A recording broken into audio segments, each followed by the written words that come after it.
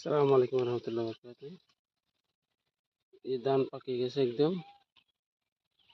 কৃষকরা হাসি মুখে আনন্দময় ধান কাটতে পারছে। এই বৈশাখ মাস পুরো এই বিল একেবারে খালি হয়ে গেছে। ধান পেকে কৃষকরা অনেকে ধান কেটে নিয়ে গেছে। কেউ কেউ কাটতেছে ধান, একদম পরিপূর্ণ পেকে ধান। মাশাআল্লাহ, প্রতিবারে আনন্দ যারা শ্বাস করছে তারা। বৈশাখ মাসের ধান